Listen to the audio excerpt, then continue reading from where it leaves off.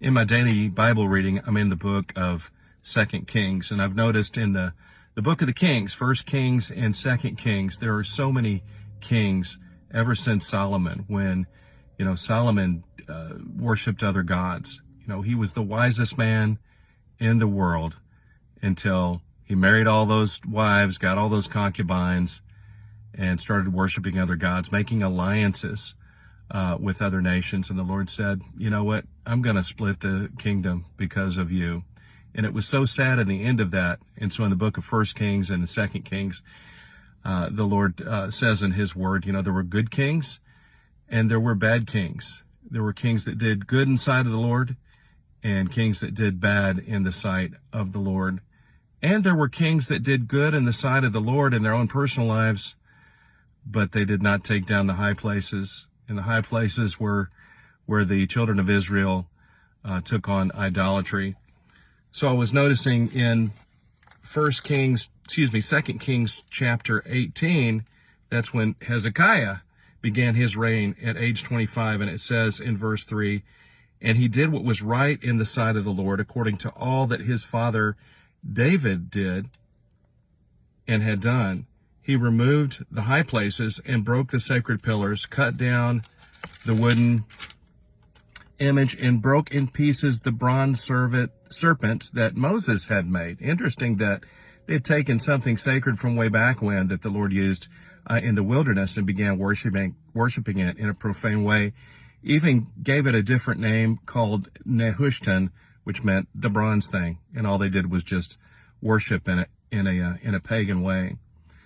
So he broke that into pieces, for until those days the children of Israel burned incense to it and called it Nehushtan. He trusted in the Lord, this is verse 5, in the Lord God of Israel, so that after him was none like him among all the kings of Judah, nor who were before him.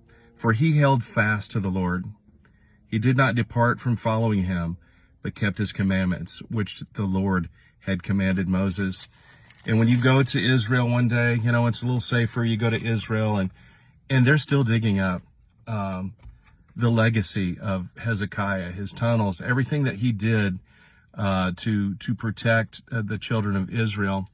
And I find it interesting that, in America, there's a lot of politicians, they may seem right in their own hearts before you, but they're protecting the high places of abortion, other idolatrous type practices, things like that. And in our own personal lives, we need to take heed to this and be like Hezekiah, and not only in our own homes, for example, worship God and have our own relationship with God, but take down some high places in our own house. Maybe some of the things that we've held on to in an idolatrous manner. Maybe some TV programs, movies, things like that we just held on to. Some traditional holiday things that are really pagan that we need to not promote. Certainly Christmas, we want to celebrate Jesus. Put that Christmas tree up. Celebrate Jesus.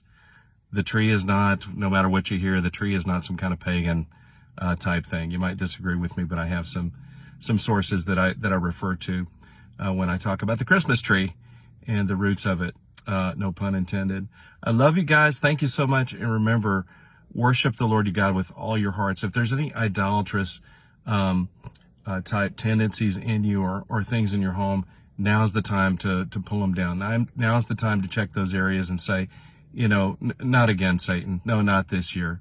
No, we're not going to include these practices in our households. And as for me and my house, we're going to serve the Lord.